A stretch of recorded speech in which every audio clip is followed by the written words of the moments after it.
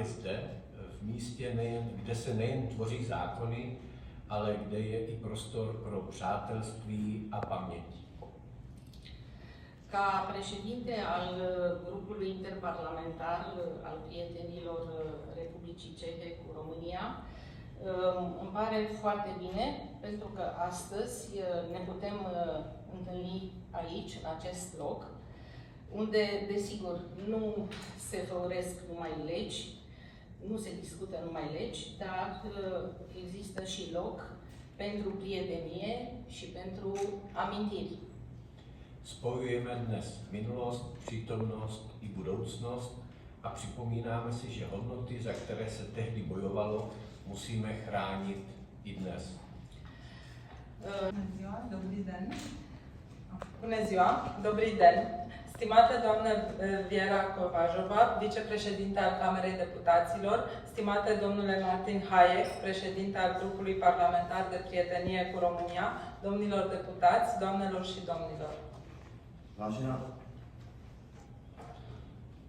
Vážená paní Kovářová, místopředsedkyně Poslanecké sněmovny, vážený pane Hájku, předsedo meziparlamentní skupiny Přátel České republiky a Rumunska, vážení poslanci, dámy a pánové.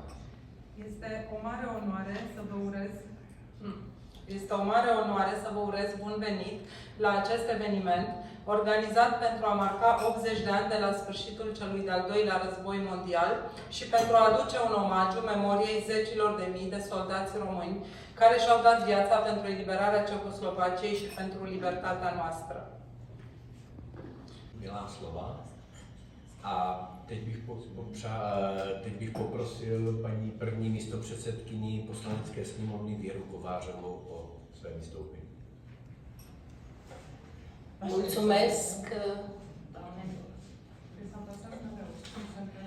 Mulțumesc doamnei excelenței sale, doamna ambasador, pentru discurs. Și acum o invităm să ne prezinte discursul dânsei, doamna Vera Covajova, vicepreședinte al Camerei Deputaților. Vaše excelence, paní velvyslankyně, vzácní hosté, vážené dámy, vážení pánové, drazí přátelé, také milý Martine. Je pro mne velkou ctí říct několik slov při zahájení Česko-rumunského dne zde v Poslanecké sněmovně. Za prvé jsem opravdu ráda, že hlavním tématem bude připomenutí významu rumunské armády při osvobozování Československa v roce 1945. Dodala, protože se, jak se sluší, zakončit projev přáním. Paní velvyslankyně říkala, že je to první den Rumunska zde v České republice, takže si přeji, aby to nebyl první ani poslední den Rumunska zde a zároveň mi dovolte popřát krásný den Rumunska a samozřejmě krásné ostatní dny, které strávíme společně. Aș mai dori să mai adaug ceva pentru doamna ambasador, care a spus că este prima zi a României aici, în Camera Deputaților. Noi sperăm că nu va fi numai prima zi, deci vor urma și alte zile și ne va face plăcere acest lucru. A také je mi líto, že bohužel se nemohu zúčastnit vrcholu dnešního dne, a to je ochutnávky vína tradičních rumunských produktů, protože máme před volbami, čeká mě předvolební meeting, takže tímto se omlouvám a užijte si dnešní den. În același timp, doresc să mă scuz că nu voi participa la degustarea de vin și de specialități. Stajku státní tajemnici Ministerstva zahraničních věcí Rumunska. Îi mulțumesc doamnei vicepreședinte Vera Covajova pentru discurs și o invit să ia cuvântul pe doamna Clara Staicu, secretar de stat la Ministerul Afacerilor Externe. Stimată doamnă Viera Covajova, stimate domnule Martin Hayek, stimați deputați, stimați invitați și prieteni ai României. Vážená paní Věro Kovářová, Vážený pane Martine Hájku, vážení poslanci, dámy a pánové. Este o mare plăcere și onoare pentru mine să particip la acest eveniment dedicat rolului armatei române în eliberarea Cehoslovaciei. Să exprim recunoștința noastră Camerei Deputaților din Republica Cehă pentru atenția specială acordată păstrării memoriei soldaților noștri. Cu toții ne amintim că acum 80 de ani, zeci de mii de soldați români și-au dat viața pentru eliberarea Cehoslovaciei, ducând lupte grele împotriva Germaniei naziste. Într-adevăr, sacrificiile lor nu trebuie uitate de niciunul dintre noi și ar trebui să ne inspire să construim o cooperare mai strânsă și mai profundă între țările noastre, în special în perioade de turbulențe geopolitice majore și provocări comune de securitate. Bazându-ne pe o astfel de tradiție puternică de solidaritate, mă bucur să pot spune că astăzi România și Republica Cehă sunt parteneri foarte apropiați, cu interese comune.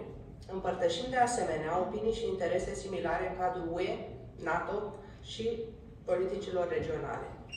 Vizita mea de 2 zile la Praga, pentru consultări pe teme europene cu omologii și colegii cehi, este încă o dovadă a excelentelor noastre relații bilaterale, precum și o confirmare a dorinței reciproce de a dezvolta un parteneriat solid, bazat pe similitudinea politicilor noastre externe, obiectivelor de securitate și a valorilor comune. Bunicul meu a fost unul dintre soldații români care au participat la eliberarea Cehoslovaciei. A fost rănit în Munții Tatra și a fost vânut. Můj dědeček byl jedním z rumunských vojáků, kteří se podíleli na osvobození Československa. Byl raněn v Tatrách a byl na to celý život pyšný.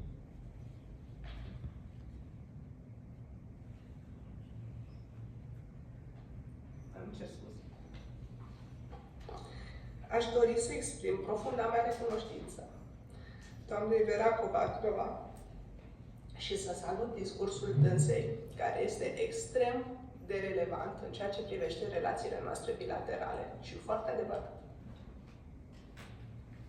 Aș vrea de asemenea să-i mulțumesc domnului Martin Hájek, care a sprijinit cu generozitate această inițiativă a Ambasadei României. Permiteți-mi de asemenea să o felicit pe colega mea, doamna Antoneta Barta, ambasadorul României în Republica Cehă, și pe echipa sa, pentru eforturile depuse în vederea consolidării relațiilor noastre bilaterale și onorării memoriei soldaților români căzuți în luptele pentru eliberarea Cehoslovaciei. Vă mulțumesc! Státní tajemnici za krásná a dojemná slova. Mulțumesc doamnei secretar de stat pentru cuvintele frumoase și care ne-au emoționat.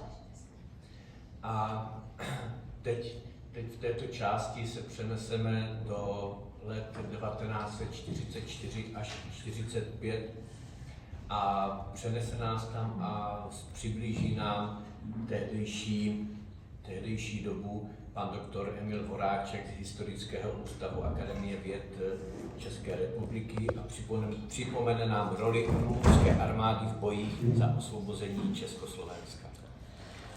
Și acum ne mutăm într-o altă secțiune a întâlnirii noastre. Dámy, vážení pánové, vážená vaše excelence, vážená paní místopředsedkyně Poslanecké sněmovny, vážení poslanci, vážení přátelé. Já jsem si připravil tady poněkud delší exkurs k problematice úlohy rumunské armády v osvobození Československa. Ale protože ho máte k dispozici v rumunštině, tak z něj vyberu pouze některé podstatné momenty. A především to, jakým způsobem této spojenectví, kde jsou kořeny československo-rumunského společenství a jaké měly význam právě v době druhé světové války a po ní. Aniž bychom chtěli zapomenout jeden z těchto důležitých. Pentru contextul istoric și pentru prezentarea detaliată a tot ceea ce a fost în trecut. Nyní se můžeme přenést do živé atmosféry rumunských tradic, kde nám folklorní skupina Tarabostes předvede ukázku lidových tanců. Acum aș dori să ne mutăm într-o altă parte a programului și anume într-o atmosferă trepidantă a spectacolului care îl va prezenta grupul folcloric Tarabostes, care ne va prezenta de fapt dansurile tradiționale. A na závěr bych vás ještě pozval na ochutnávku rumunských vín a tradičních produktů, které symbolicky završí dnešní Den Rumunska a který pro vás připravila právě rumunské velvyslanectví, za což opravdu velmi moc děkuji.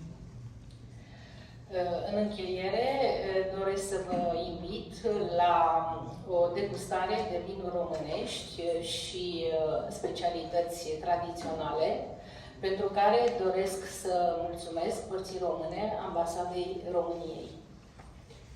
Chtěl bych poděkovat paní velvyslankyni Doresc să mulțumesc doamnei ambasador a zároveň předat malinké dárečky. și doresc să îi ofer un cadou.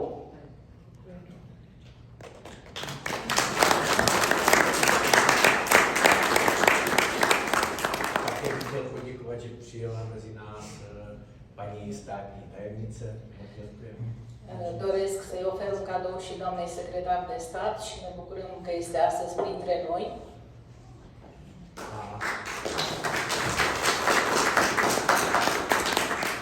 A za přiblížení skutečnosti, jak to tehdy vlastně všechno bylo, děkuji panu doktorovi. Și pentru faptul că ne-a adus trecutul în mijlocul nostru astăzi, doresc să mulțumesc domnului doctor. A samozřejmě v neposlední řadě moc děkuji své kolegyni, první místopředsedkyni Parlamentu České republiky Věrce Kovářové. Și doamnei vicepreședinta Parlamentului, doamna Vera. Mulțumesc încă o dată domnului Hayek. Předtím, než se odebereme k takovému uvolněnějšímu programu, ráda bych poděkovala panu Haykovi. Noi avem un cadou un pic mai voluminos pentru dânsul și nu am putut să-l aducem azi aici. Máme pro něj trošku objemnější dárek, který jsme nemohli sem dnes přinést. Dar cu siguranță o să-i facă plăcere, pentru că o să-i aduc aminte de Banatul, de satele cehești din Banat. Ale určitě mu udělá radost, protože mu připomene ty rumunské vesnice, ty české vesnice v Banátu.